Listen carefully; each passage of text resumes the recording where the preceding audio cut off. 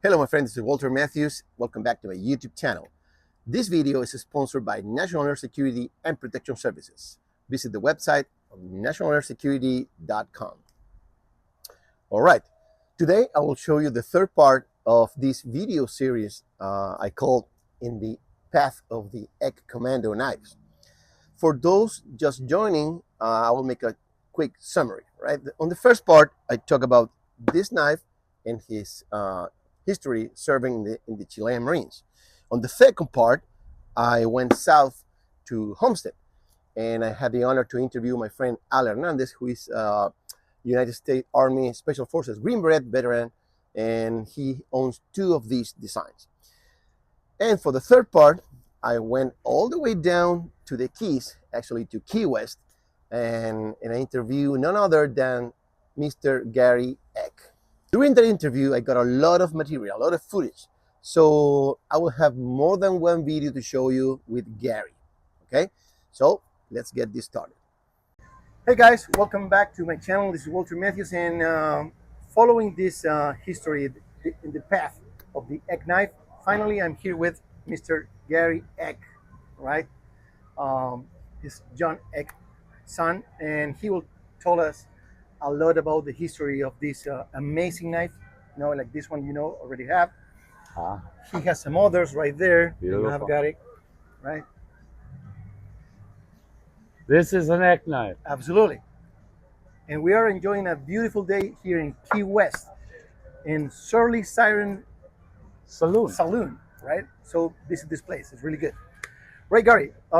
Let's go over this. Thank you for this interview. Good to meet you in person. Yeah, absolutely. We were chatting for a long time, and finally we got together. Well, then I saw one of your videos. I'm glad you did. And you hooked me. Absolutely. All right. So first of all, we will go over different kind of questions in this interview, including your family history, how they built the knife, how your father came up with the idea, and what happened right after that, right? Oh. So yeah, It's been a long ride. It's been a long ride. Okay, Let's go right into my father. Back in World War II, at the time he had injured his hand in a accident. He was with the Connecticut National Guard. It was icy. He slipped. He fell. A truck went over his hand. So he wanted to go into the service, but he couldn't because he became handicapped with the left hand being crushed. I got it. And it healed, which led him to Florida later, just to jump around the story, because being in a cold climate with a bad hand, not good. Okay. So he started an appliance store. They fixed bicycles. They made bicycles. They actually had a contract to make a folding bicycle for the paratroopers. Yeah. The shop, they did appliance repair, hobbies, trains, you know, all the stuff you do before a war. When the war hit, a lot of his friends went into service, and they said, John, the knives were getting crap. Most knives at the beginning of World War II were bayonets. Bayonets, yeah. Or chopped down bayonet. They took a bayonet and turned it into not a good fighting knife. Maybe at the end of a gun, it's okay, but in your hand, no, Yeah, it didn't have, like you pointed out on this knife, the sculptured grips, the solid. And actually, it's very typical that soldiers or any service member, the knife they use for hand combat, right? It's quite different than the bayonet. It's not the same. Right? No, different balance and everything. Of course, the best knife is the one you have at that moment, but right. You try to make it up better. Never throw your knife unless you have something else, right? Exactly. So he started in with the original Eck knife. It was hard to find steel. It was hard to find wood. It was hard to find any materials. That was back in 1939? 39 and 41. 39, yeah, Guilford. And he also noticed there were, besides him, there were other people that were disabled or blind or lost a leg or lost an arm and couldn't work, couldn't be in the service. So he would hire them to work in his shop. Employ them. That's really good. Get them off the streets, give them a good job. Even the blind people would laugh. Dad would hire the blind, and they would feel the knife and inspect it to go to the next section, to be ground or to be hilted. And literally, he had blind inspectors. They were the best. He always hated a pipe smoker because they had to clean their pipe. They took a smoke break. I smoke pipe. I have and I have to clean the clean tobacco. Your pipe. Then you got to pack your pipe. Then you smoke your pipe. A lot of details. They wasted a lot of time in manufacturing. The company got so big in Guilford that he moved to Hamden and had a real factory with about 40 employees, I guess, making knives 24/7, 8 hours a day, 3 shifts a day, about 40 to 60 men. So first you were in Guilford. And then moved to Hamden. Hamden, Connecticut? Yes. And then you moved to, Well, he moved to Clinton Harbor Marina. He went in the boat business. After the war, they sold the forge. And that was right after World War II. Yeah, so 1944, 45, I'd say they tried to make it domestic. They tried to make kitchen knives. The throwing knives that you see came from that era as a hunting knife, a sport knife. Okay. They made hunting style knives. Some of them were copied by Berlin with the American Historical Foundation, but he also made a fireman tool called an Eck hook. And it was on the end of a 9-foot pole, and you could go up and rip the ceiling down or open a door like a pry bar, but a well-made pry bar. Very interesting. Domesticating the knives did not work out for my father, so he went into the marina. He built a sailboat. He owned Clinton Harbor Marina. By the end of somewhere in the, I'd say early 50s, they were hit by a hurricane, and they brought all their boats down to Miami. He bought another marina, Pelican Harbor Marina on 79th Street. In the middle of that, still getting orders for knives, even though they hadn't been made in 20 years or so. So that he stopped making knives, John Eck, his father, and then he went directly over the boat business, right? And after that, during that, he's still receiving orders for knives. Yeah, for knives. But there were none left. They'd gone through the piles. Some of them remained. I'm sure there was, even when Vietnam ended, we had extra knives. But at that time, he had no place building knives. No.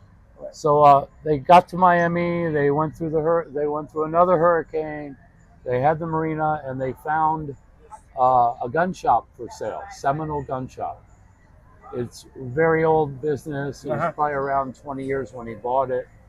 And it was in Liberty City, Miami, a bad neighborhood. But he was like the white sheriff. He came to town and hired some locals to be employees to blend into the neighborhood. They had a gun range that Fidel Castro used to come to. There's music. There's a little party here. We're in Key West, right? That's just his best week, buddy. Not the quietest time to do a video. That's good. But Walter, he came down with this crazy idea. My grandfather had retired, Robert Eck had retired from High Standard Firearms. He was a machinist. So back with the armorer again. Yeah. And he retired, and they wanted him to have something to do. So they bought him a gun shop. The gun shop also had a range. Fidel Castro would come and shoot machine guns in the range. So the CIA and the FBI and everybody with initials, in contact with your family, Department of Justice, came to my father and said, "John, we need you to be friendly with Fidel, because we're putting Fidel in as the president of Cuba." This was all planned. A lot of people don't know, but they also came to my father and said, "Well, we also need a pen knife that turns into a butterfly knife that looks like a pen that our agents could carry. Can you manufacture them?" So in Miami, half the gun range turned into manufactured knives. They started still had orders for the Eck knives. They made a Commando style, very similar to this, the double edge with a guard. This is the modern version, yes, much M4, better. That one. The M4. This is beautiful knife. Yeah. The M2 has no guard. Right. So originally that would be a Model 1 like these, a Model 2 without guard, then a Model 3 like this with a guard, and a Model 4. That's why they kept the M4 with the double edge and guard. Gotcha. And then there were other various models that didn't matter. There, There were hundreds of thousands of these between World War II And then after the Bay of Pigs, it turned into Vietnam. All our troops from around Florida were sent to Vietnam, Cambodia, Laos. So my father was very instrumental in the beginning of all that. But the knives remain. Now he has a gun business and a knife business again. And that went into private investigative, and it went into beach security, you know. Oh, when he was he... all over the lot. So I grew up very confused. I got it. Right? So when this thing of this sort of a restriction, if you wanted to purchase one of these, you gotta prove to the company of your father that you were part of the military. Right. When that began? That began in World War II. Right in the beginning, he would engrave a serial number on the knife. You'll see them with the old style engraving, Dremel engraver on the blade. And then when they got up into Hamden, they started stamping the numbers in. They would hand stamp the name and the serial number into it. And they were pretty much kept tabs of cards, registration cards of the name, the number, who it was sold to, where it was sent to. Well, tell you what, my friend that he lives in Homestead, and he's a United States Army Special Forces retired guy. The one I interviewed on number 2. Right. He has 2 of those knives, and both of them has the certificate with his name, showing that he received it. Yeah. So we kept that tradition going through Vietnam, but you know, back in World War II, it was strictly military. You could buy, say your family wanted to buy you a John Eck Commando knife, and I'll tell you about the Commando thing in a minute. If you wanted to buy a knife, they would have to prove where you were, and they wouldn't ship it to your parents. They would ship it to you at your station. Station, yes. And the reason for that, like Abercrombie and Fitch sold my father's knives, but either the servicemen saw the magazine and he could fill it all out, or someone in America could fill it out and send it to him. It was never sent to the person. But they still need to prove that you are inside. Right. So even the same in Vietnam, every knife was serial number, and we knew sales of every knife. When we got to Richmond, it wasn't that necessary. We wanted to broaden the span. And again, they hadn't been made in another 10 or 15 years when we started this line. Yeah. The word commando was used by the British commandos. I know, yeah. And my father actually had to contact them and ask for permission to call his knife a commando knife. He didn't need that. Once they saw it, they loved it. They said yes. Of course. I tell you what, you cannot, that was pretty decent from your father to ask for that, right? But honestly, he doesn't need to do that. He didn't need to do that because you cannot own a commonly used word.